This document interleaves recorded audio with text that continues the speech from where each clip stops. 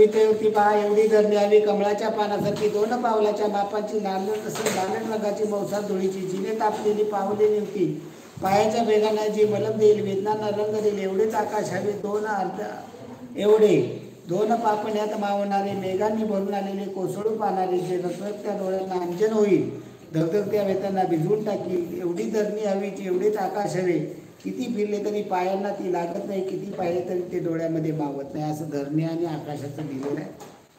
कवयित्रीला आकाश कसे हवे आहे? आकाश मेघांनी भरून येणारे, कोसळू पाहणारे, डोळ्यांना अंजन घालणारे. त्यामुळं सर्व पर्याय योग्य. धरणीमध्ये खाली कोणते विशेषण कवितेत आलेले नाही? डोळ्यात अंजन घालणारी ही नाही तर पाऊस आहे, म्हणजे आभाळ आहे. राजीव या शब्दासाठी कोणता शब्द कवितेत आलेला आहे? कमळ. पुढे संवाद काळजीपूर्वक वाचा. मी ना ही वेळूची काठी स्वच्छ करतो, पाण्याने धुवून घेतो, मग त्याला हळदी कुंकू गंध लावून गेज वस्त्र घालायचं. सायले टिपके काढून झाले बघ, आता काढ रांगोळी. सायली इथेही छानशी छोटी रांगोळी काढ. बाबा अंगणात एवढी मोठी रांगोळी घालणार आहे, मग इथं कशाला? सायली आपण गुढी इथं उभी करणार आहोत की नाही, मग जिथे गुढी उभी करायची तिथे रांगोळी काढायची. बरं बाबा, तिथं मी फुलं पानं काढते. सायली आता व्यवस्थित रांगोळी काढ, वेंधळेपणा करू नकोस आणि रंगही छान भर. दीदी रंगीत रांगोळी तर केव्हा संपली? दिवाळीत आणली होती ना, बर संपली तर संपू दे. रांगोळी काढल्यावर त्यावर हळदी कुंकू टाक, विसरू नको. हळदी कुंकू कशाला? पांढरी स्वच्छ छान दिसेल की, मला पांढरीच आवडते. सायले शहाणपण करू नकोस, आईनं सांगितले ना पांढरी रांगोळी अशुभ असते म्हणून. निमूटपणे हळदी कुंकाची बोटं उठव. संवादात प्रत्यक्ष सहभागी नसलेल्या कोणाचा उल्लेख आलेला आहे? आईचा. ती बोललेली नाही. ही सगळं भावाचं, बहिणीचं, बाबांचं चाललेलं आहे. वरील संवाद कोणत्या महिन्यात घडला असेल? गुढीपाडवा म्हटल्यानंतर चैत्र आहे. पांढऱ्या रांगोळी हळदी कुंकू का टाकावे? ती अशुभ असते म्हणून. उधळ्या या शब्दाचा विरुद्धार्थी शब्द कंजूस आणि मितव्ययी का कृपण?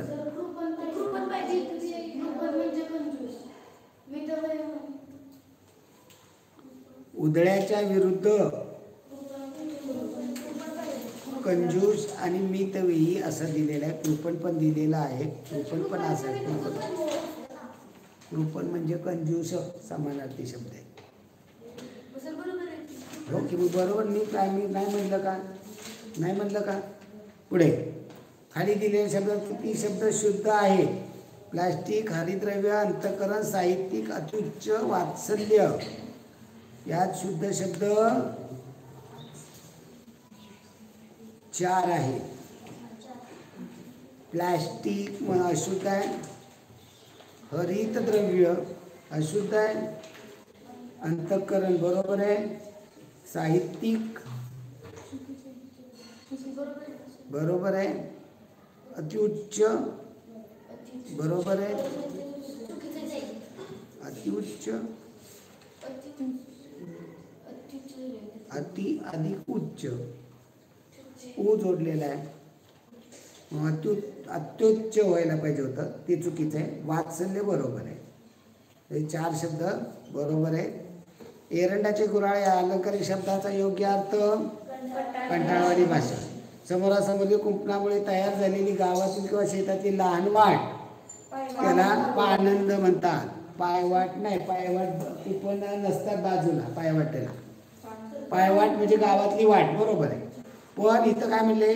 समोरासमोर कुंपणं, शेताला घातलेली कुंपणं, त्याच्यामधनं जी वाट असते ना त्याला पानंद म्हणतात. आणि पाळंद. त्यामुळे पर्याय क्रमांक 1 आणि 4 दहाव्याचं 1 आणि 4 आहे. खालील पर्यायातून अयोग्य जोडीचा पर्याय शोधा. अयोग्य कोणतं आहे?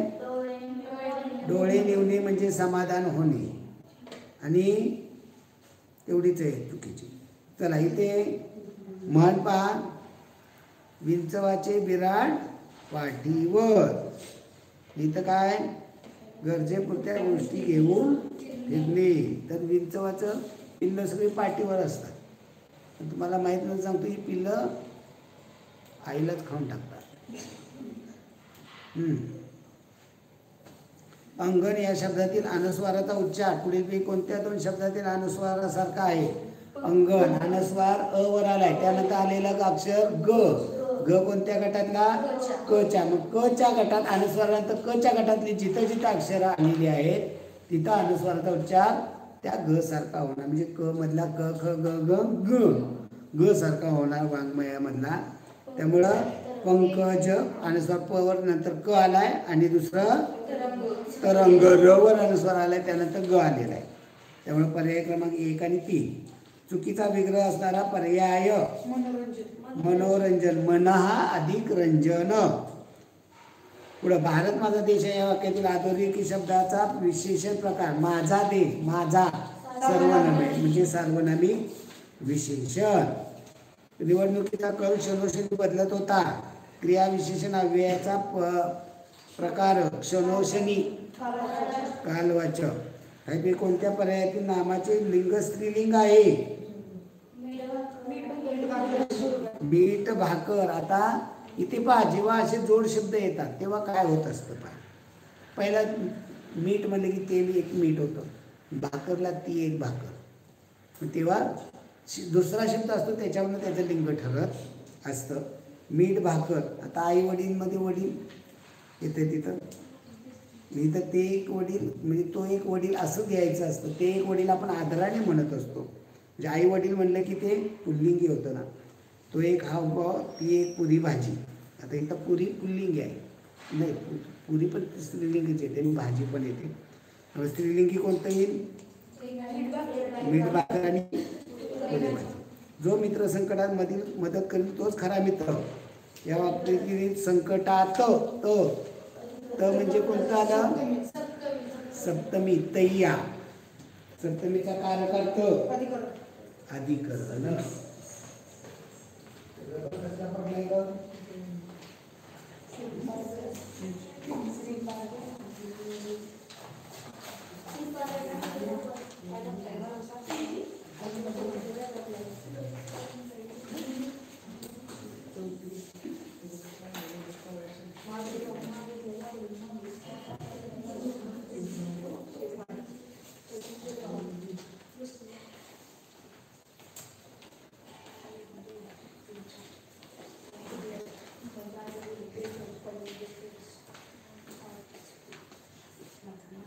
चला पुढे.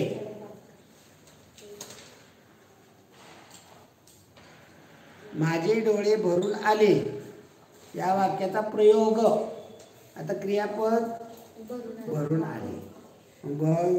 इथं मूळ धातूला प्रश्न विचारायचा. नारे नारी किंवा नारे नारी, नारा नारी. काही वेळा कोण असाही विचारावा लागतो. पण नारा नारेने जर आलं नाही तर भरून येणारे डोळे. म्हणजे इथं करता कोण आहे? डोळे. भरून येण्याची क्रिया कोणावर झालेली? डोळ्यावर. त्यामुळे इथं कर्म नाही. आणि मग डोळा, आता त्याचं एक वचन केलं कर्त्याचं, डोळा भरून आला एक वचन केलं तर म्हणजे तिथं कर्म कर्तरी प्रयोग. कर्त्यानुसार बदलतं म्हणून अकर्म. चला पुढे. खाली वाक्यात कोणते विरामचिन्ह द्यायचे राहिले आहे? काय काय आठवलं? सगळ्या ठेवून एकच गलका केला. हां, प्रश्न विचारलाय काय काय आठवलं. अनिल मुंबईत पोचला असावा या वाक्यातील क्रियापदाचा अर्थ विद्यार्थ. की विद्यार्थ म्हणजे काय असतं? शक्यता वगैरे असेल तेव्हा. खालील पर्यायातून अव्ययी भाव समासाचे दोन सामासिक शब्द आलोचन आणि क्षणोक्षणी. किंवा अजून उदाहरणं सांगा अव्ययी भावची. आजन्म, यथाशक्ती, आमरण, आजन्म. पुढे खालीपैकी चुकीचे गण कोणता? चुकीचा गण तिसरा. की इथं लिहून बघितलं की तिसरा कसं लिहायला पाहिजे? तला पहिली वेलांटी म्हणजे रस्व पाहिजे, यू पाहिजे, स रस्व पाहिजे आणि रा दीर्घ पाहिजे. म्हणजे इथं चला वरी मराठी भाषेतील पहिले वर्तमानपत्र दर्पण. मराठी भाषा दिवस कोणाचा जन्मदिवस म्हणून साजरा केला? डी.वा. शिरवाडकर. कधी असतो जन्मदिवस? 28 फेब्रुवारी. हां बरोबर 27 फेब्रुवारी बरोबर. आता गणित पहा, खालीलपैकी अपरिमेय संख्या कोणती? 2 पर्याय नोंदवा. 1 आणि 4. आता 4 दशांश 9 1 2 आवर्ती नाही आहे, त्यामुळं जर ते आवर्ती आहे म्हणून ती परिमेय आहे. जर dot dot dot dot dot असती तर अपरिमेय असती. 81 ची किंमत निघते त्यामुळे ती परिमेय. √2 ची किंमत निघत नाही अपरिमेय. 10 ची √10 ची किंमत निघत नाही अपरिमेय. 2 संख्यांचा मसावी 18 लसावी 108 तर त्या संख्या कोणत्या? तर इथे काय करायचं? लसावी भागिले मसावी 108 भागिले 18 केले तर उत्तर येतं 18 सकाष्टदर्शे. हा असामायिक अवयवांचा गुणाकार आहे. 2 आणि 3. मग याला गुणिले मसावी केला तर लहान संख्या 36 येईल, मोठी संख्या 18 54 येईल. पुढे 1/9 1/7 4/3 2/3 4/7 यांचा चढता क्रम लागत चौथा पूर्णांक कोणता आहे? तर इथे 1/9 1/6 4/3 2/3 4/7 दशांश चिन्ह करा. शून्याचा भागाने 10 झाले. 9 1 9 9 1 9 सोडून द्या. बस 2 दशांश चिन्ह. उठ सरळ बस. सरळ दोन करून बस. अजिबात भीती टेकायचं नाही. मध्ये बस. मा बोलताना जर दिसला ना तर घरी भाग शून्याचा 10 दशमानाचा शून्य घेतला 6 1 6 बाकी 4 आहे 4 0 आणि 6 6. त्याला 1 ला भाग लागेल 1 दशांश चिन्ह 1 3 त्रिक 9 3 1 3 गेले 1 राहिले बाकी 1 शून्य घेतला 10 3 त्रिक 9 बस झालं. एवढं पुरेसं झालं आपल्याला काय गरज नाही. हां चला 0 दशांश चिन्ह 6 6 तर इथे 0 दशांश चिन्ह 5 7. आपल्याला काय करायचं? चढता क्रम लावायचा. सगळ्यात लहान चढता क्रम बरोबर आहे. शेवटला येईल 1 दशांश चिन्ह 3. मग सगळ्यात लहान 1/9 दशांश चिन्ह काढून टाकले 11 16 130 होईल 66 31 चला 133 दशांश चिन्ह 2 2 जरा पुढे गेले 11 16 133 66 57. मग सगळ्यात लहान 11 म्हणजे 1/9 त्यापेक्षा मोठा 16 म्हणजे 1/7 त्यापेक्षा मोठा 57 म्हणजे 4/7 त्यापेक्षा मोठा 66 म्हणजे 2/3 सर्वात मोठा 4/3 चौथा येईल 2/3. चला बी वर्ग स्क्वेअर रूट मध्ये बी वर्ग गुणिले बी चा चौथा गुणिले बी चा 6वा भागिले बी. आता जेव्हा वर्गमूळ आहे तेव्हा या वर्गमूळाची तुम्ही बेस सारखा असेल आणि घातांक वेगळा वेगळा असेल तर गुणाकार असेल तर घातांकाची काय होते? बेरीज. बी वर्ग अधिक चौथा अधिक 6वा भागिले बी करा. 6 4 10 2 12 म्हणजे स्क्वेअर रूट मध्ये बी चा 12वा घात भागिले बी होणार. आता 12वा घात रूट म्हणजे काय असतो? 1/2 म्हणजे इथे बी चा 12व्याचा 1/2 म्हणजे गुणिले 1/2 होईल. बे कमी बेसन 12 म्हणजे बी चा 6वा भागिले बी. बी म्हणजे बी चा पहिला असतो भागिले असतं तेव्हा घातांकाला वजा जातो म्हणजे बी चा 6वा वजा पहिला म्हणजे उत्तर काय? बी चा 5वा. पर्याय क्रमांक 3 चालतंय ना. अहो शेवट पहा सोडवणार आपण आहोत. सोपं कसं वाटतं ते आपल्याला आलं पाहिजे. पण एक खुर्ची 450 रुपयास विकल्याने त्याला 10% तोटा झाला. 30% नफा हवा असता तर ती खुर्ची त्याने किती रुपयास विकावी? तर पहिल्यांदा 10% तोटा. 10% तोटा कधी? 10% तोटा कधी होतो? जेव्हा खरेदी 100 आणि विक्री 90 रुपये. म्हणजे खरेदी विक्री आहे 450 खरेदी काढावी लागेल. म्हणजे x बरोबर 450 गुणिले 100 भागिले 90. 9 पाचा 45, 100 पाचा 500 रुपये खरेदीची खुर्चीची कॉस्ट प्राइस आहे, खरेदी किंमत. आपल्याला त्याला 30% नफा पाहिजे. 500चे 30%, 30चे 100 केले, इकडे 1 शून्य गेला, इकडे 1 शून्य गेला, 50 गुणिले 150 रुपये नफा. मग विकली पाहिजे केवढ्याला? 500 अधिक 150 650. तुम्हाला सर एवढं करत बसले. 30% नफा कधी होतो? 100ची वस्तू 130ला, मग 500 रुपयाची वस्तू एक्सला. एक्स बरोबर 500 गुणिले 130 भागिले केलं असतं तरी आलं असतं.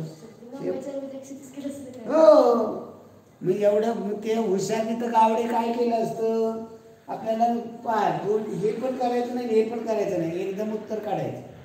10% तोट्याने विकली म्हणजे विक्रीची किंमत 100 रुपयाची वस्तू केवढ्याला विकली? 90 रुपयाला विकली.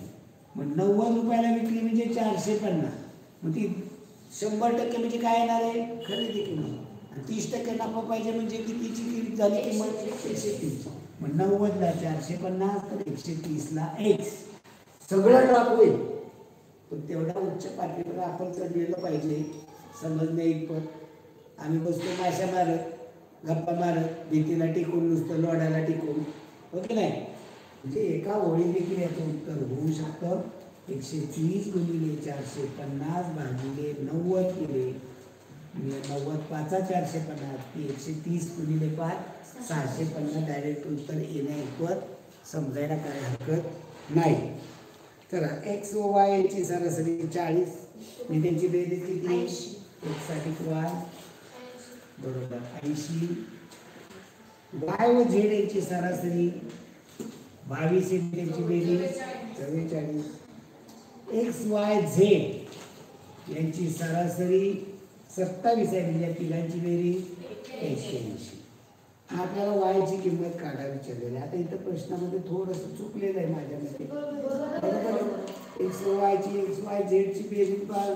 सर बरोबर, इथं वाय दोन वेळा घेतला, त्यांची म्हणजे 80 आणि 144 वजा 81 केलं तर वायची किंमत येणार. मला एकदाच घ्यायचंय. मी इथं झेडची किंमत काढू शकतो. एक्स वाय झेडची बेरीज 81. 81 मधून एक्स वायची वजा केली तर झेडची एक ही किंमत, आणि वाय झेडची वजा केली तर एक्सची किंमत येईल. 81 मधनं 44 वजा केली तर एक्सची किंमत काय येईल? 44 मधनं 81 केली तर 37 येईल. आणि आपल्याला विचारली वायची किंमत. 80 मधनं 37 वजा केले 43, म्हणजे वायची किंमत 43.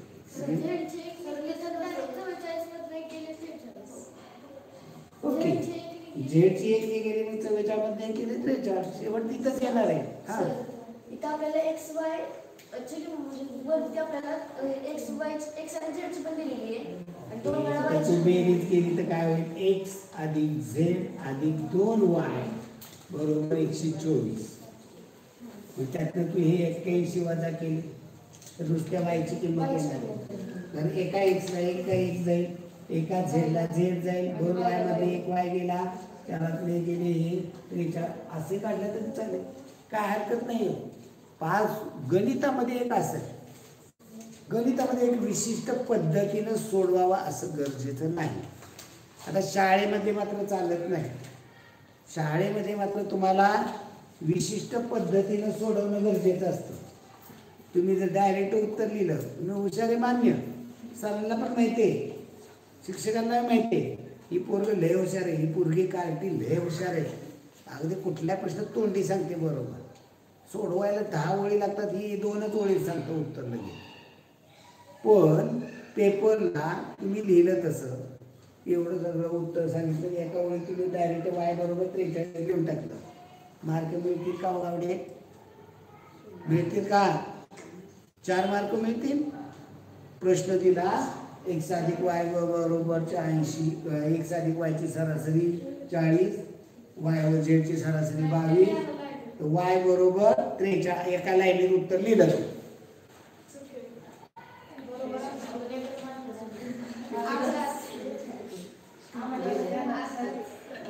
4 मार्काला प्रश्न आहे.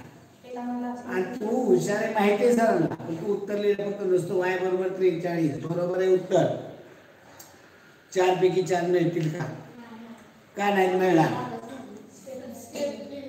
कारण शाळेमध्ये प्रत्येक स्टेपला मार्क असतात, केवळ नुसत्या उत्तराला मार्क नसतात. आता स्कॉलरशिपमध्ये तू कच्चं काम करत बसली आणि तू पर्याय 2 उदाहरण तुला 43 तो पर्याय 2 असेल आणि तू पर्याय 3 लिहिला, सगळं कच्चं काम केलं आणि शेवटच्या पायरीला बरोबर चुकलं, 2 पैकी अर्धा 1.5 2 काय मिळतील का मार्क? नाही. स्कॉलरशिपला उत्तराला महत्त्व आहे. तुम्ही कसं काढलं काय विचारणार नाही. त्यांना पाहिजे ते उत्तर लिहिलं 2 पैकी 2, पाहिजे ते उत्तर नाही लिहिलं 0. 2 पर्याय नोंदवा, 1 3 तो उत्तर असेल आणि तू 1 नंबर आणि 4 नंबर लिहिलं, निम्म बरोबर आलं, मग निम्मे मार्क नाही मिळत. म्हणजे हे लक्षात घ्या. चला पुढे. x/2 अधिक 2x/5 x/2 अधिक 2x/5 अधिक x/3 बरोबर 37/30. काय करावं लागेल? छेद सारखा 3 लसावी 30 याची 15x याची 6 पट 12x याची 10 पट 10x बरोबर 37/30. आता पहा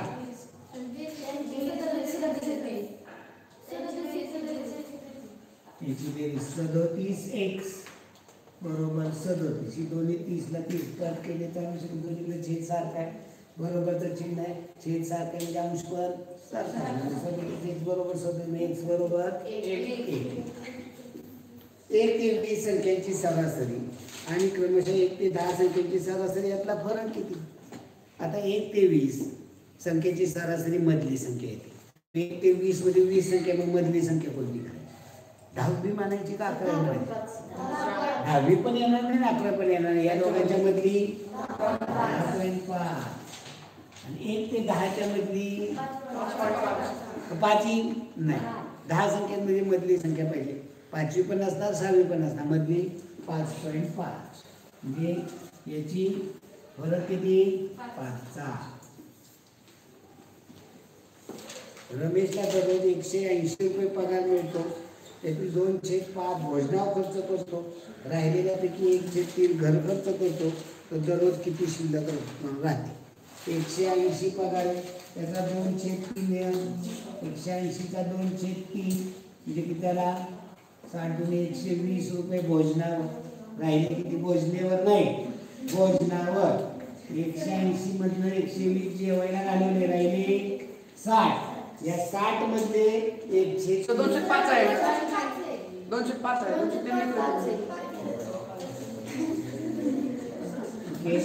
36 भोजनावर खर्च जरा किती राहिले शिल्लक? 108 रुपये. 108चे घर खर्च किती? 130. 36 रुपये खर्च केला, राहिले किती शिल्लक? 108 मध्ये 36 गेले 72 रुपये रोजचा त्याचा बॅलन्स आहे. ओके. आता 108 रुपयात आम्हाला एका वेळेत जेवायला केलाय का हॉटेलला? म्हणून आम्ही जातो दर आठवड्याला, महिन्याला तर नक्कीच असतो. पगार झाला की पप्पा पहिल्यांदा तिरंगा नाही इकडं काय ओळखीमधलं काय कुठल्या हॉटेलला? सोनापान. हा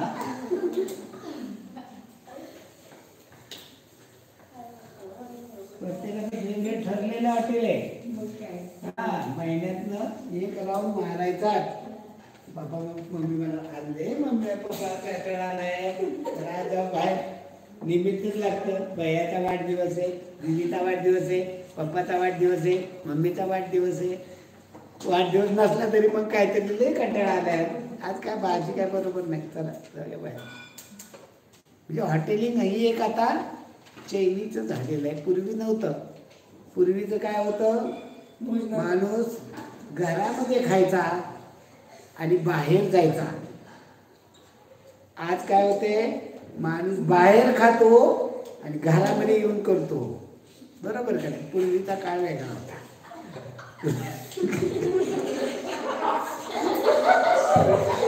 पूर्वी घराघरामध्ये नव्हती सोय, तेव्हा घरामध्ये खात होता, बाहेर कधी खात नव्हता आणि सकाळी उठल्याबरोबर बाहेर जायचं.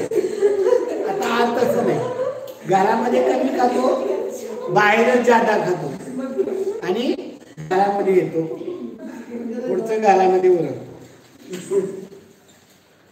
म्हणजे काढायला पण त्याला धोका असावं लागतं. काहींना नाही कळत एवढं पण सांगितलं तरी. चला, दर साल दर शिकता 8% दराने 8,000 रुपयाचे 3 वर्षाचे सरळ व्याज. सरळ व्याज मदत लागले 100, मतदान 8,000, दर 8, 3 वर्ष भागिले 100, 200 वेळा 2 शून्य, 3 8 24, 24 8 92 वरचा 0 एवढे व्याज. तर सोबतच्या आकृतीमध्ये XYZ पॅरलल आहे, त्याची M ही छेदिका आहे, संगत कोणाच्या जोड्या. पहिला याला हा संगत कोण एका बाजूचं मत आहे, याला म्हणजे पहिली एक जोडी जुळवली, याला हा संगत कोण ही दुसरी जोडी आणि ही तिसरी जोडी. एका बाजूला किती आहे? 3, इकडे 3, लक्ष आहे. या वरच्या बघितल्या 3, खालच्या 3 येतील, म्हणजे 3 आणि 3 6, इकडे 3 आणि 3 6, असे एकूण किती येतील? 12. शाबास, गुड. सोबतच्या आकृतीत कोणांची संख्या किती? आता कोण मोजायचे? पहा, 3 आणि इकडे 2.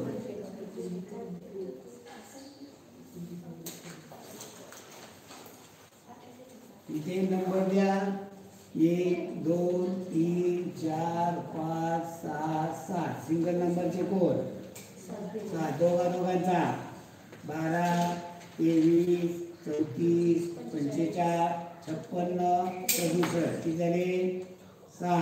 तिघांचे 123 234 345 456 567. 5. चौघांचा 12 34 23 45 किती होतील? 4. 5 जणांचे 3, 6 जणांचे 2, 7 जणांचा 1. 1 ते 7 ची बेरीज 7 नंतर 8 भागिले 2, 56 भागिले 2, 28 कोण तयार होतील. Okay okay. अरे हे पहा, माझं तुम्हाला बंधन आहे काय कधी? नाही, असं का नाही केलं? नाही, माझं उत्तर बरोबर येणं गरजेचं आहे. मग त्याला एका विशिष्ट पद्धतीने सांगितलं की नाही नाही असं सोडवलं पाहिजे. त्रिकोणी संख्येचं सांगितलंय, ही पद्धत सांगितली. 1 2 3 4 5 6 एक बेरीज करा, 1 ते 7 ची बेरीज करा, ते पण सांगितले. म्हणजे तिन्ही क्लुप्त्या सांगितलेले. आणि त्याच्यावरती जाऊन पुढली क्लुप्ती काही केलं तर आम्ही काही त्यांना म्हणत नाही का केलं, बरोबर. चला पुढे. एका त्रिकोणाचे तिन्ही शिरोलंब एकरूप आहेत, तर तो कोणत्या प्रकारचा त्रिकोण आहे? समभुज त्रिकोणाचे तिन्ही शिरोलंब लंब दुभाजक, कोन दुभाजक, मध्यगा सारख्याच मापाचे असतात. दुसऱ्या कोणत्याही त्रिकोणाचे शिरोलंब एकरूप नसतात. फक्त आणि फक्त समभुज त्रिकोणाचं सगळंच एकरूप असतं. एका काटकोन त्रिकोणाचे क्षेत्रफळ 40 चौरस सेंटीमीटर असून एक भुजा 8 आहे, तर कर्णाची लांबी किती? काटकोन त्रिकोण क्षेत्रफळ 40 दिलेलं आहे, एक बाजू 8 दिलेली आहे, म्हणजे 40 ची दुप्पट 80. ही 1/2 असतं ना, 80 म्हणजे इथे 10. कसं काढलं लक्षात आलं का? 1/2 म्हणजे पाया गुणिले उंची. मी ते 1/2 पाया 8 गुणिले उंची माहिती आहे, x बरोबर 40. हे इकडे भागिले 2 होते, तिकडे गेले गुणिले, म्हणजे x गुणिले 8 बरोबर 80. मग इकडे x ला 8 गुणिले तिकडे पाठवले भागिले, x बरोबर 10. मग याचा 8 10 8 10 त्रिकूट नाहीये. मग इथं उत्तर मग इथं आपल्याला एकशे 64 वर्गमूळ काढावं लागेल. 164 वर्गमुळामध्ये नाही. मग इथे वर्ग संख्या एक कोणती याच्यामध्ये 164चं डिवायडेशन केलं. आता पर्यायामध्ये दिलेलं नाही पण येऊ शकेल ना. आहे का कोणत्या वर्गसंख्येने भाग जाईल 164ला? फक्त 4ने जातोय. दुसऱ्या कोणत्याच वर्गसंख्येने जात नाही. म्हणजे इथे याचं पुढं जर आपल्याला करायचं नाही, मी यांनी दिलं नाही म्हणजे काय 4 गुणिले 41 होईल का? 4चं वर्ग म्हणजे 2 2 1 + 4 चालेल का उत्तर? मग आपण पुढे जाऊन म्हणजे या पद्धतीनं एखाद्याला वाटलं आपण असं टाकायचं, हे पण लक्षात आलं पाहिजे.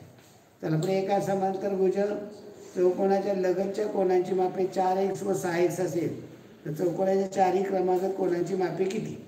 लगतचे कोण पूरक कोण असतात? मी 4x + 6x समांतर भुज म्हणजे हा समान जरा असा करतो. हा 4x आहे, हा 6x आहे. पूरक कोण असतात? 4x आणि 10x बरोबर x बरोबर 18. मग 18 चोक 72 आणि 18 समोरचे कोण एकरूप असतात.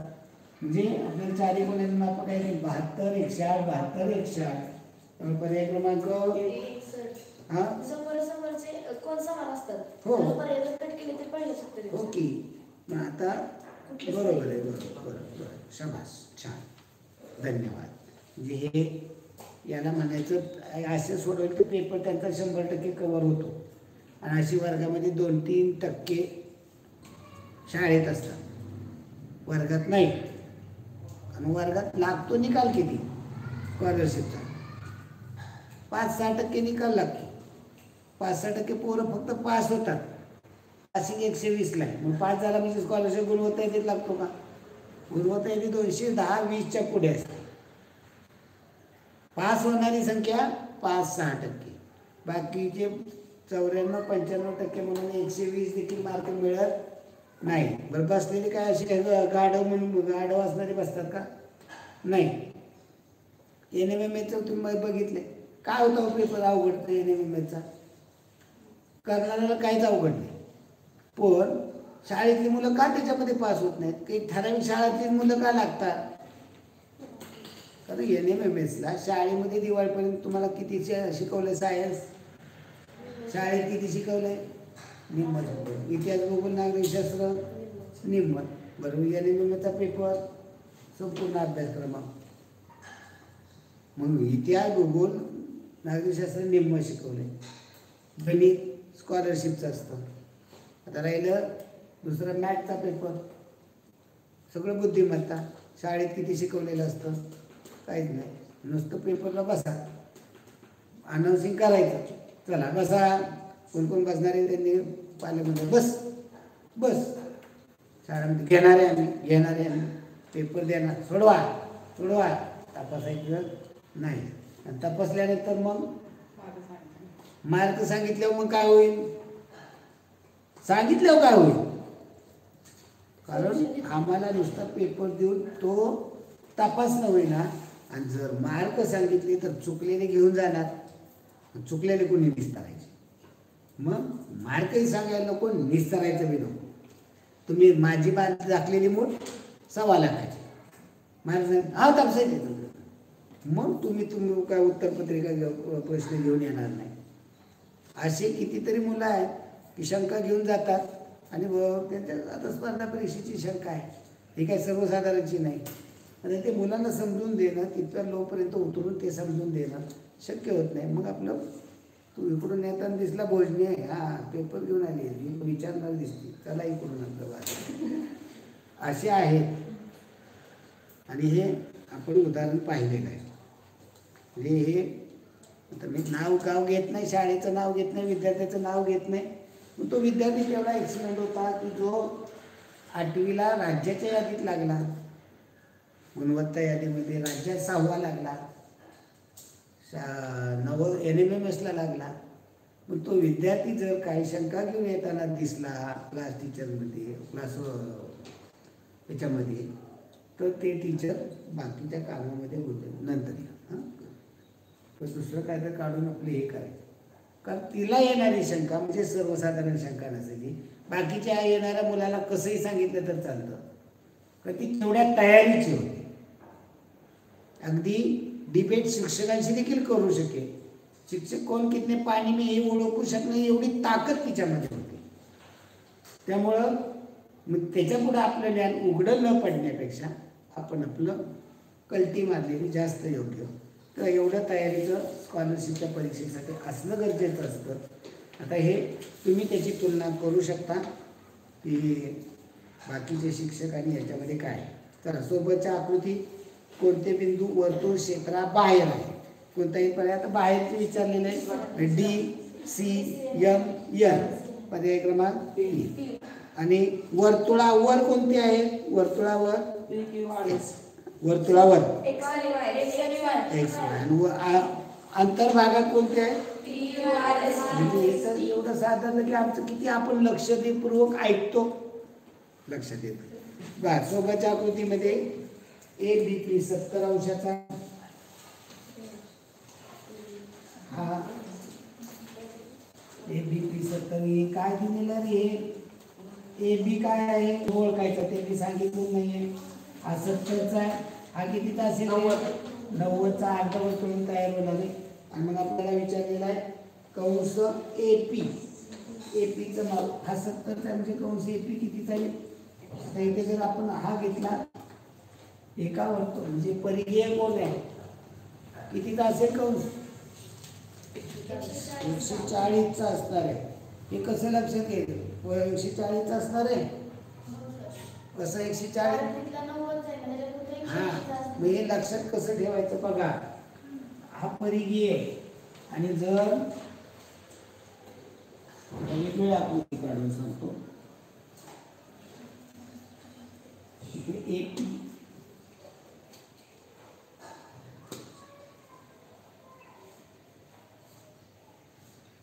केंद्रीय कोण दिला असता, हा कितीचा दिला असता. उदाहरणार्थ हा केंद्रीय कोण 70चा दिला. तर कंस AP किती 90चा नाही मिळेल. आपण 90चा हा 90चा आहे. मी ASP हा 70चा आहे. तर कंस AP किती हा अजून नाही दिसले. केंद्रीय कोण 70चा आहे, कंस कितीचा आहे इथं हा केंद्रीय हा परिघीय कोण 70चा आहे, कंस कितीचा आला 140. आता केंद्रीय कोण 70चा तर कंस कितीचा आहे 35.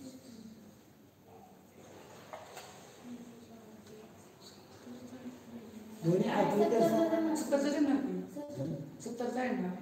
70चा आहे. या ठिकाणी पहा कसं असतं जेव्हा हे पण लक्षात कसं ठेवायचं, लक्षात कसं घ्यायचं.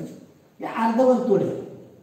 अर्धवर्तुळातले कोण कितीचे असतात 90 डिग्रीचे. वर्तुळ संपूर्ण किती अंशाचं असतं 360. मी इथे हा जो कोण झालेला आहे 90चा अर्धवर्तुळातले कोण आहे म्हणून याने व्यापलेला हा कंस आहे.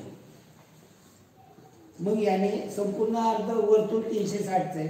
मी अर्धवर्तुळ कितीचे 180. मग याने 90 ने म्हणजे APB ने व्यापलेलं कंस हा येणार आहे AB कंस हा किती असणार 90च्या दुप्पट 180चा हा परिघीय आहे कंस म्हणून.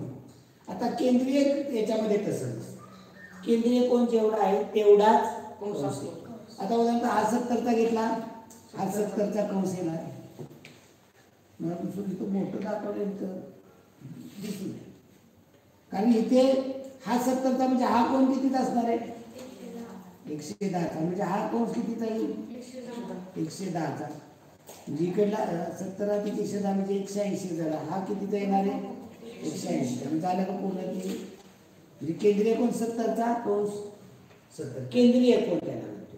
आणि हा परिघीय कोण परिघीय कोणाचा दुप्पट कंस असतो केंद्रीय कोणालाच कंस असतो. हे दोन्ही पण लक्षात ठेवा. एका घराचे घनफळ 729 घन सेंटीमीटर तर त्याची बाजू 9 चा घन 719 म्हणजे बाजू 9 सेंटीमीटर येईल. आता सारणीतील मुलांची संख्या दिलेली आहे.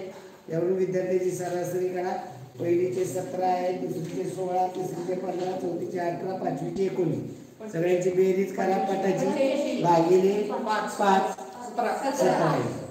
तर एका कोणाचे माप पूरक कोणाच्या 2 अंशाचे 3 पट आहे. तर त्या कोणाच्या पूरक कोणाचे माप काढा.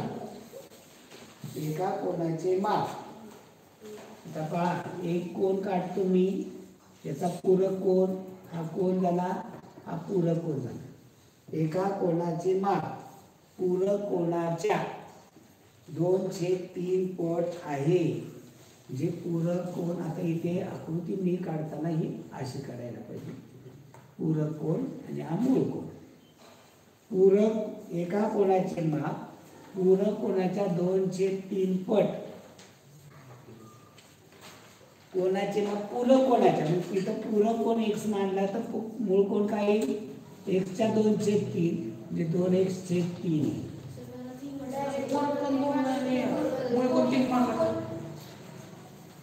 आता पहा ना काय म्हणले, प्रश्न समजून घ्या.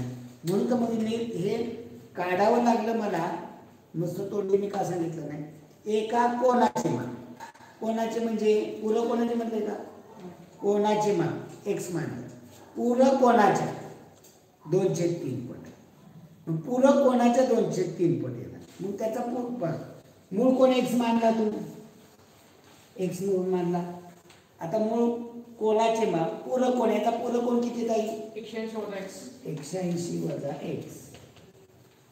मग याच्यामधलं गुणोत्तर दिलेलं आहे.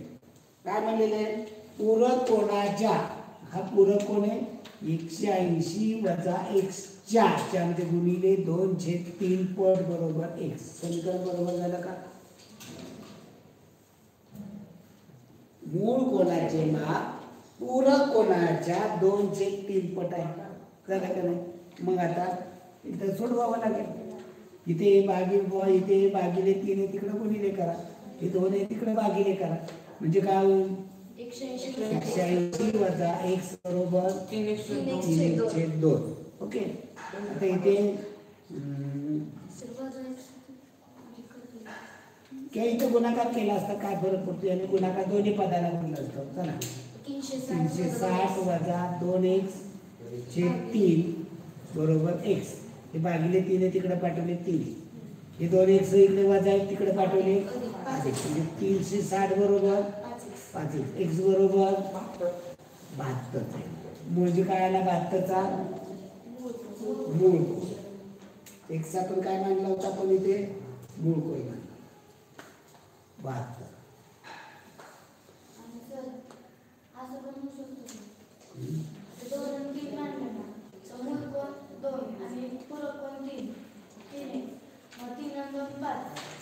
तसंच मानायचं असतं, तसंच मानायचं असतं.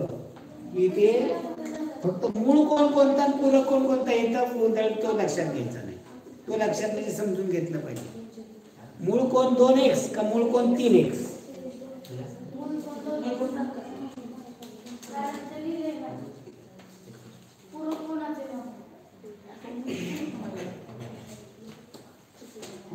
किती नंबर प्रश्न. एका कोणाचे माप पूरक कोणाच्या 2/3 पट आहे. पूरक कोणाच्या 2/3 पट आहे.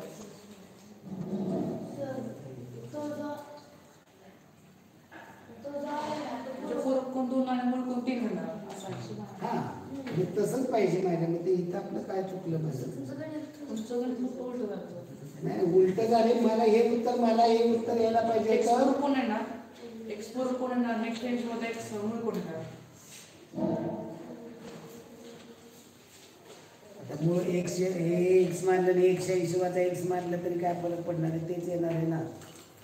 इथं समीकरण काय होणार आहे, x च्या 2/3 बरोबर 180 वजा x येणार आहे.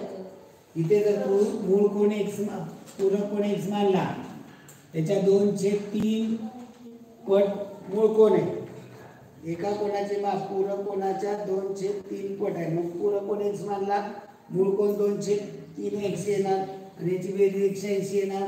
म्हणजे इथे x अधिक 2x/3 बरोबर 180 त्याचा छेद सारखा केला 3x अधिक 2x बरोबर 180 गुणिले 3 5x बरोबर झालं ते भागिले 5 3x बरोबर 180 गुणिले 3 भागिले 5 केलं 36 3 108 ओके हा 108 चा पूरक कोण आता कसं काय मी ही तर तो तर गल्लत होते की 108 चा आता बरं ठीक आहे आता इथं असं सहसा कधी नसतं 108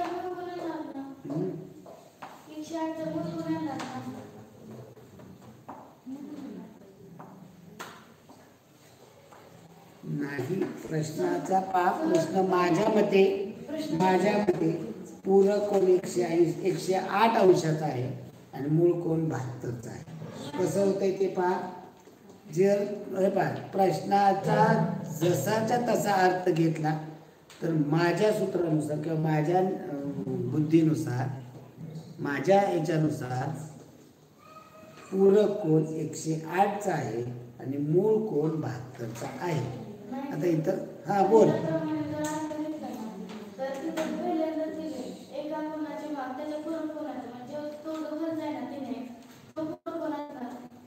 अगं ते जरा बाजूला ठेव ते गेलं खड्ड्यात 203 नंतर ते बघ अगोदर बेसिकने सांग एक्स कोण मानायचं सांग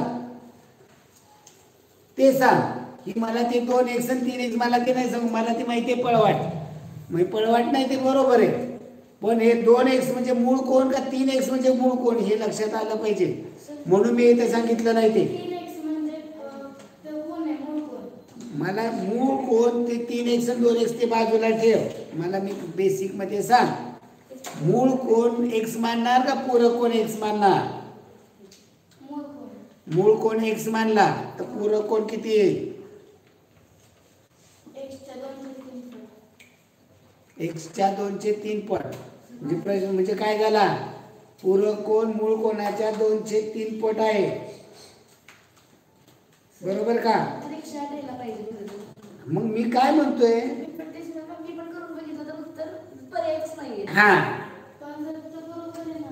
नाही बरोबर आहे हे मानून आपल्या मनाची समजूत घालणं नाही माझ्या मते हा 108 अंशाचा तो मूळ कोण आपल्याला पूरक कोण 108चा त्या कोणाच्या ओके ओके ओके ओके पहा इथे काय गल्लत झाली आपली बरोबर आहे आपलं बरोबर आहे काय आलेलं आहे 72 अंशाचा काय आलेला आहे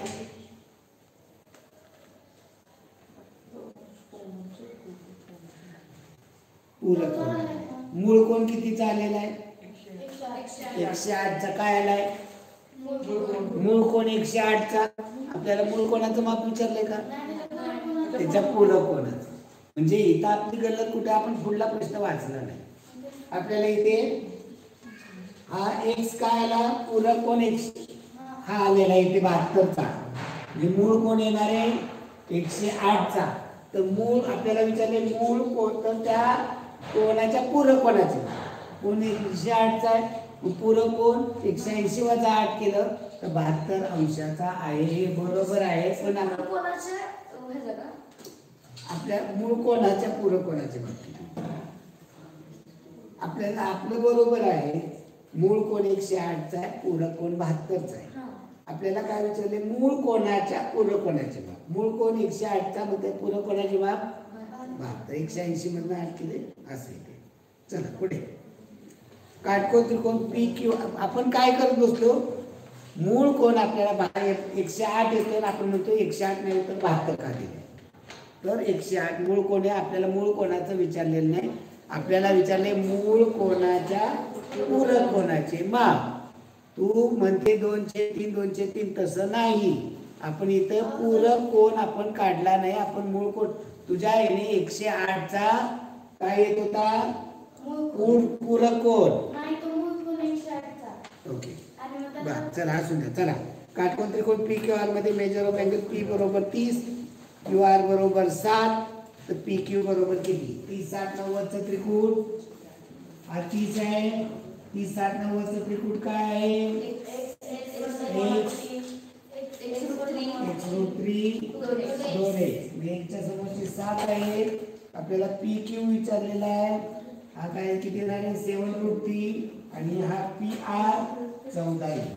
उत्तर काय येईल 7√3 पर्यायामध्ये नाहीये.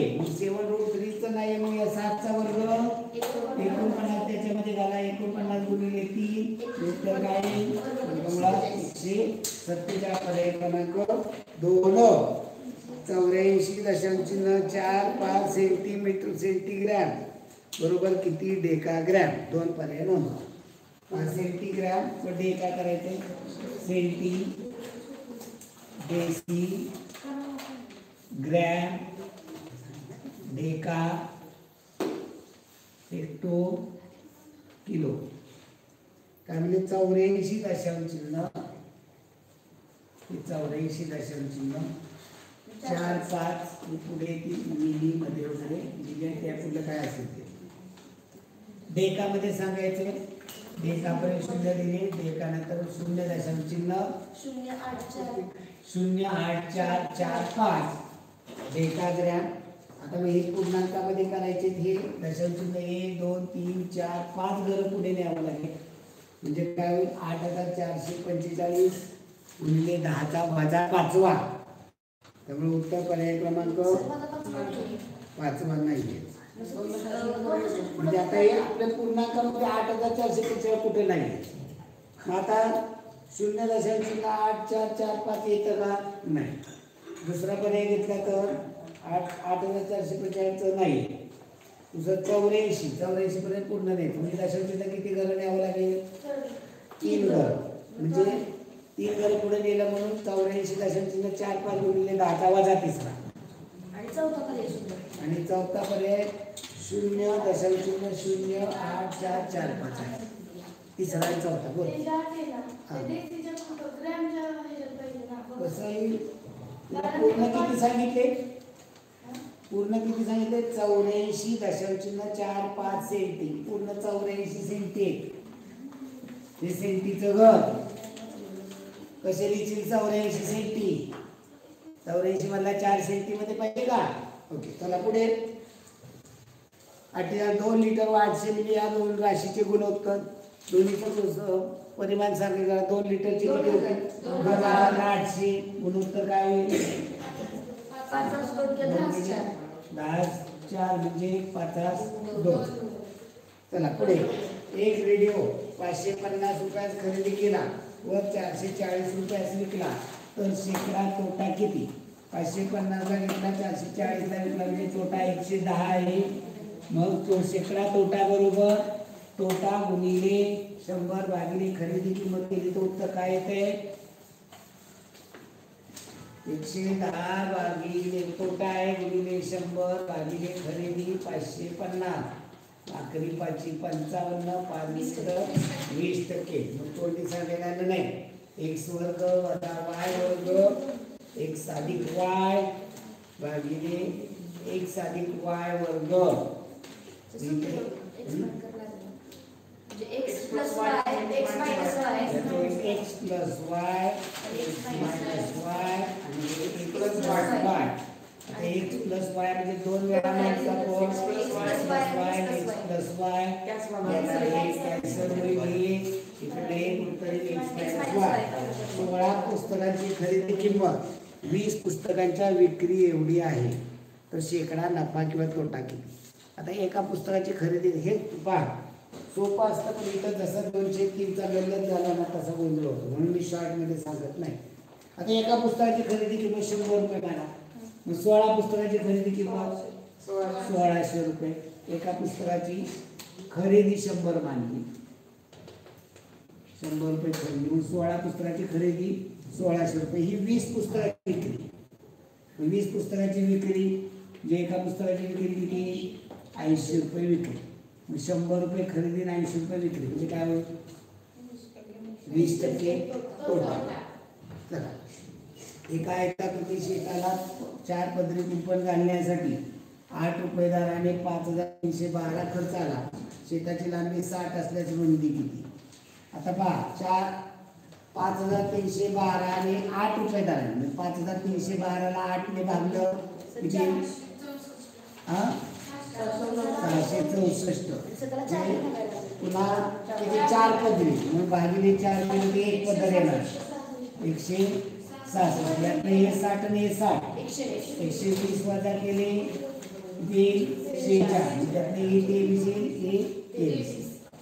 कारण हे 5वीला नाही आपण 8वीला मोठे यायला घेतो.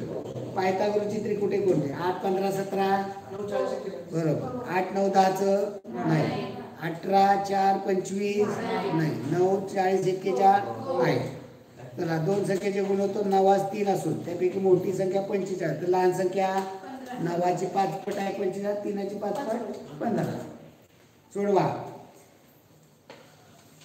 0 दशांश चिन्ह 4 0 1 2 3 4 0 1 5 गुणिले 0 दशांश चिन्ह 1 2 3 2 5 1 2 3 4 5 0 20 बरोबर 6 गुणिले 50 गुणिले 10चा कितवा 6 गुणिले 50 किती होतात 300 म्हणजे येतं होतं 300. मग इथं 15 गुणिले 20 केलं तर किती येणार आहे 15 0 0 15 दुणे 300 आणि दशांश चिन्ह पाहिजे 1 2 3 4 5 6 7 8 9 10 11 12 13 संख्येच्या म्हणजे जर आपल्याला 300 आणायचं असेल तर 13 घर आपल्याला दशांश चिन्ह पुढे न्यावं लागेल. म्हणजे 13 घर म्हणजे 10चा वजा 13 भागिले 13 शून्याची संख्येने म्हणजे भागिले 10चा 13 भागात भागिले गुणिले मांडताना वजा 13. हा तिकडे भागिले जायला लागेल. कुठलं हे नाही तिकडं पाठवलं आपण ह्याचं कन्व्हर्जन आपल्याला याच्यात करायचं. पण इथं आपल्या उत्तराला 300 गुणिले 10 ते वजा 13 बघा. मग वजा 13 मध्ये अधिक चिन्हाच्या तिकडे गेले 300 राहणार ना. मग उत्तर फक्त 10 ते वजा 13 बघा. त्याचे डायरेक्ट चिन्ह आपलं दशांश चिन्ह म्हणजे ना ते हो की अहो तुम्हाला कळतं ना पण मला सगळ्यांना कळवायचंय ना. तुम्हाला त म्हणलं की तुम्ही ताक म्हणता त म्हणलं की तूप म्हणत नाही तुम्ही. पण जातो आमचे त म्हणलं की ताक पण म्हणत नाही तर तूप पण म्हणत नाही. त म्हणलं की तगारे म्हणतात. त्याला काय करायचं काय का इथं एवढं म्हणून सांगितलं तरी त्याला असं करता येईल माग ते काय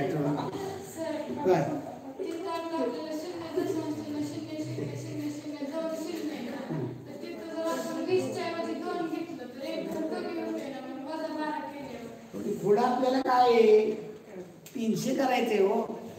पुढे आपल्याला 30,000 जर असतं ना तर 1 शून्य कमी केला असता. पुढे जर नुसतं 3च असतं तर अजून 2 शून्य कमी केले असते. हे 300चे आहे म्हणजे 30 असतं ना तर 30 गुणिले 10चा वजा 12 3 असतं तर 3 गुणिले 10चा वजा 11. आपल्याला इथं काय पाहिजे त्याच्यावर हे अवलंबून आहे उत्तर. पुढे 1 दशांश 2 5ला शतमानात कसे द्या. शतमानात करायचं असेल तर त्याला गुणिले 100 याला गुणिले 100 केले तर 2 गरज दशांश पूर्ण होईल 125 टक्के. लगेच त्याचं टक्के म्हणलं की 100 याला 100 घेतलं की 1 दशांश 2 5 येते. पुढे 2 समूळ संख्येचा लसावी 420 आहे त्यातील फरक 64 आहे. तर त्या संख्या कोणत्या. आता समूळ संख्येचा लसावी हा त्यांचा गुणाकार असतो. समूळ संख्येचा कोणताही कॉमन अवयव नसतो एकच आणि एकच असतो. म्हणजे त्या 2 संख्येचा गुणाकार 420 आहे फरक 64 आहे. पर्याय पद्धत वापरा. गुणाकार 420 आहे फरक 64 असेल असेल पर्याय क्रमांक 1.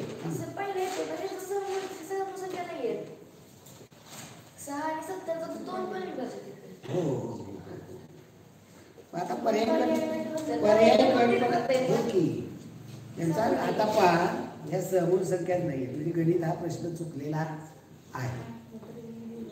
जिथं समूळच्या ऐवजी म्हणायला पाहिजे होतं 2 समसंख्यांचा लसावी 420 आहे आणि त्यातील फरक 64 आहे. तर मग इथं आपल्याला लक्षात आलं असं नाही तरी पण प्रश्न चुकतोय कारण इथे हा दुसऱ्याकडून गुणाकार येत नाही फरक येतोय 64 पण गुणाकार 420 येत नाही त्यामुळे ते कट केले.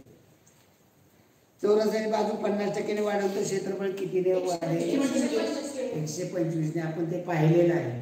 इकडे क्षेत्रफळ चौरसाचे बाजूचा वर्ग आणि इकडे पण बाजूचा वर्ग असतो. मी इथे 100 घेतली बाजू तर त्याचा वर्ग येणार आहे, किंवा 10 घेतली तर इथे 100 येईल. इकडे 50% वाढवली म्हणजे 15 घेतली, 15चा वर्ग 225 येतो. म्हणजे 100ला 125 वाढलं म्हणजे 125% वाढ झाली. एका रुपयावर 2 वर्षानंतर सरळ व्याज 50 रुपये व चक्रवाढ व्याज 56 रुपये मिळतो. तर व्याजाचा दर आता पहा, 2 वर्षात एक्स रक्कम आहे, इकडे एक्स रक्कम, 1 वर्ष रक्कम आहे, सरळ व्याज चक्रवाढ. पहिल्या वर्षी 2 वर्षाचं सांगितलेलं आहे 50 रुपये, मी एका वर्षाचं सरळ व्याज किती होईल 25, दुसऱ्या वर्षाचं 50. आता चक्रवाढ व्याज 2 वर्षाचं 56 सांगितले, पहिल्या वर्षाचं चक्रवाढ व्याज 25, दुसऱ्या वर्षाचं चक्रवाढ व्याज 31. बरोबर काय? का वाढलं ते? हे 25 चे 31 का झालं? व्याज. इथं किती मुद्दल वाढलं? नाही हे व्याज किती वाढलं त्याच्यामध्ये? 25 रुपये मुद्दल वाढले. 25 रुपये मुद्दल. म्हणजे पहिलं मुद्दल तर जे काय असेल ते फिक्स आहे. मग इथं 25 घ्यायचा ना. इथं पहिल्या वर्षीला चक्रवाढ व्याज सरळ व्याज सारखंच. आता दुसऱ्या वर्षाला हे 25 रुपये काय केलं मुद्दलामध्ये ऍड झालं, म्हणून इथं 25चं काय झालं 31 झालं. म्हणजे किती मुद्दल, म्हणजे पहिल्या वर्षाचं किती व्याज वाढलं 25 रुपये. त्याला पहिल्या वर्षाचं हे 25 मुद्दलामध्ये ऍड झालं. मग त्या 25 रुपयावरती व्याज किती वाढलं 6. म्हणजे 25 रुपयाला 6 रुपये, तर 100 रुपयाला 24% व्याजाचा दर आहे. असं साध्या सोप्या पद्धतीने समजून घ्यायचं. एक माणूस हे काम 5 दिवसात पूर्ण करतो, त्याचा मुलगा ते काम 20 दिवसात पूर्ण करतो, तर ते दोघांनी काम सुरू केलं तर किती दिवसात पूर्ण करतो? 1/5 अधिक 1/20 बरोबर विचार. एक छेद सारखा 20 होईल, याची 4 पट होईल, याची 1 पट 5/20 याला 20/5 म्हणजे 4 दिवसात पूर्ण होईल. उलट हे एका दिवसात होणार आहे. एका दिवसात 20 भागातलं 5 भाग एका दिवसात होणार आहे. 2 दिवसात 10/20, 3 दिवसात 15/20, 4 दिवसात 20/20 म्हणजे 4 दिवस. मी ते उलट मांडलं की लक्षात घ्या. 12x/9 बरोबर गुणिले x बरोबर 192. अंशांशाचा गुणाकार करा. 12x वर्ग बरोबर 192 गुणिले 9. हे 12 गुणिले ते तिकडे पाठवून द्या. भागिले x वर्ग बरोबर 12x/9 गुणिले x बरोबर 192. इथं गुणाकार केला. 12x वर्ग भागिले 9 बरोबर 192. हे 9 तिकडे पाठवले गुणिले होती आणि 12 भागिले होते. 192 गुणिले 9 भागिले 12. 12 ने भाग दिला तर 12 × 12 72. सोडून 144 याचं वर्गमूळ काढले इथे 12. आई व मुलगा यांच्या वयाचे गुणोत्तर 9/4 दोघांची बेरीज 65 म्हणजे आई आणि मुलगा. आईचं 9x मुलाचं 4x आणि याची बेरीज दिलेली आहे 65. म्हणजे 13x बरोबर 65, x बरोबर 5. मग आईचं वय 9×5 मुलाचं वय 520. खाली बहुपदीची कोटी किती? आता पहिल्या पदाची कोटी किती येते 12. 5 आणि 6 11 दिसतंय की x दाखवलं नाही म्हणजे त्याचा काय असतो घातांक 1 असतो, म्हणजे 12 आहे. सगळ्यात मोठं जे आहे ते. जरा याची मला सांगा बरं, याची कोटी सांगा. 5x वर्ग y याची कोटी काय 3. याची कोटी काय 8 x y घन z चा 5 याची कोटी काय 9. समीकरण कोटी काय 9. ही कोटी धरायची नाही. आता ही नुसतं होतं तेव्हा कोटी किती होती 3 होती. आता याचं म्हणलं तर कोटी 5 × 3 8 आणि इथे 9. आता याची कोटी काय होईल y चा 5 z चा 6 x. आता या संपूर्ण कोटी काय होईल 12. 5 आणि 6 11 आणि 12 जितकं मोठं आहे ती संपूर्ण समीकरणाची कोटी. या सगळ्याची बेरीज काय करत असायचं नाही. पुढे 8 अधिक 1/9x 8 वजा 1/9x विस्तार x वर्ग वजा y वर्ग. म्हणजे इथे x अधिक y आणि x वजा y 8 अधिक 1/9x म्हणजे हे होईल आणि 8 वजा 1/9x इथे x अधिक y x वजा y म्हणजे x वर्ग वजा y वर्ग. पहिल्या पदाचा वर्ग होईल 64 वजा दुसऱ्या पदाचा x वर्ग छेद 81.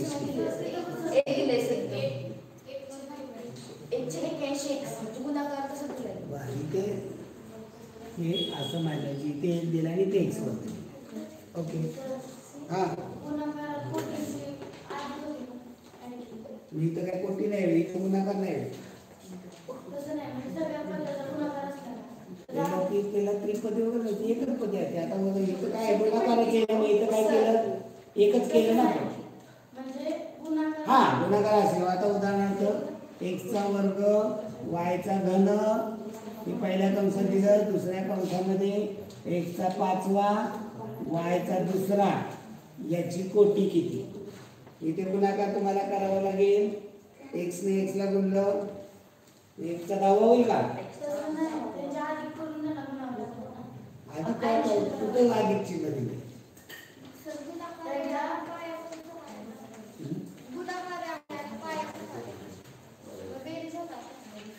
त्यांची बेरीज होणार आणि मग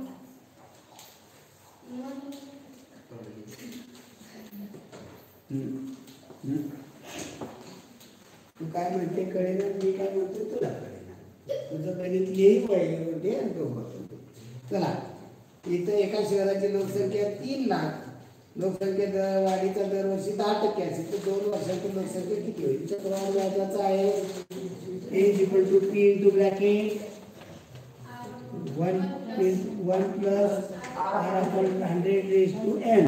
चला झाला की मग 3 लाख गुणिले रेट किती आहे 10% बेरीज काय होईल 110/100 म्हणजे 11/10. किती वर्षानंतर 2 वर्षानंतर 2 शून्याला 2 शून्य गेले 121 गुणिले 121 गुणिले 3000 121 × 363,000 त्याच्यामधनं कितीने वाढले नाही पण किती विचारले तर मला हेच विचारले. चला पुढे 125% बरोबर 4000 चे 50% तर 125% एक माहित नाही आपल्याला 125% म्हणजे 25/100 बरोबर 4000 चे 50%. आता इथे पहा जर इथे 25 तर दुप्पट असेल याची दुप्पट असेल तर याची निमपट असेल दुप्पट असणार आहे. बरं ठीक आहे म्हणजे हे लक्षात येत आहे म्हणजे इथे याची दुप्पट आहे म्हणजे याची इकडं दुप्पट असणार आहे म्हणजे इथं 8000चे म्हणजे हे तोंडी सांगितलं. आता समीकरण सोडवायचं हे सगळं तिकडे पाठवून देऊया. 4000 गुणिले 50 चे 100 गुणिले 100 चे 25 25 गुणे 100 4000 गुणे 8000. ओके 4.2 मीटर गुणिले 40 सेंटीमीटर गुणिले 4 मीटर उंच बांधण्याचा बी 15 सेंटीमीटर लांब 10 सेंटीमीटर रुंद 8 सेंटीमीटर जाडीच्या किती सगळे सेंटीमीटर मध्ये करा. 4.2 म्हणजे 420 400 भागिले 10 गुणिले 8. चला 8 45 5 त्रिक 15 1 0 घालून टाकूया 3 घालून 14 14 × 56 वर 2 शून्य. चला 9 मिलीमीटर डेका मध्ये द्या milli centi deci metre deca 9 milli आहे ते डेकामध्ये करायचे म्हणजे डेकामध्ये 0.0009 डेका आहे का पर्याय आहे पहिला पर्याय. नंतर 2 पर्याय नोंदवा. आता हे जर 9 पूर्ण करायचे घेतले तर किती जण पुढे जावं लागेल 1 2 3 4 म्हणजे 10चा वजाचा दुसरा पर्याय. एका घनाचे घनफळ 512 तर त्याची बाजू किती 8 मग त्याच्या पृष्ठांचे क्षेत्रफळ एका पृष्ठाचं क्षेत्रफळ 8 64 मग अशी पृष्ठ किती असतात 64 गुणिले 6 344 पुढे 3x वजा 90 आणि मापाच्या कोणाचा कोटिकोण किती मापाचा असेल तर कोण मूळ कोण दिलेला आहे आणि मूळ कोण आणि त्याचा कोटिकोण याची बेरीज 90 अंश येते. त्यामुळे 3x वजा 90 हा कोण झाला आणि दुसरा कोण माहित नाही आपल्याला. 3x वजा 90 अधिक y पांडा दुसरा कोण याची बेरीज 90. y ची किंमत हे सगळं तिकडे पाठवून घेऊया. y बरोबर 90 वजा 3x अधिक 90. हे अधिक 3x आहे तिकडे वजा होती, हे वजा 90 आहे तिकडे अधिक. y बरोबर 90 180 वजा 3x होईल. या कॉमन जर काढला तर कॉमन 3 दिले 60 वजा x. इथल्या तिथं केलं तरी होतं, काय अडचण नाही. चला पुढे 5/9 आणि 13/15 याच्या दरम्यानचा 5/9 आणि 13/15 दशांश करा. 0.5 काय येते 9 पाचा 45 9 पाचा 45 0.8 6 याच्यामध्ये आलं पाहिजे. कोणता येतोय 2 करायला 2 आहे 3/4 आणि 6/8. 3/4 आणि 6/8. आता हे तुम्ही काढले मी घेतलं. आता मला क्लुप्ती सांगायची इथे. औषधाची बेरीज आणि छेदाची बेरीज. ओके याच्या अंश 15 आणि 13 18 15 9 24. आता याला संक्षिप्त रूप जाणारा याला 6 ने दिलं 304 म्हणून हे उत्तर आहे. याला संक्षिप्त रूप दिलं 3 ने तर 608 म्हणून हे उत्तर आहे. लक्षात घ्या.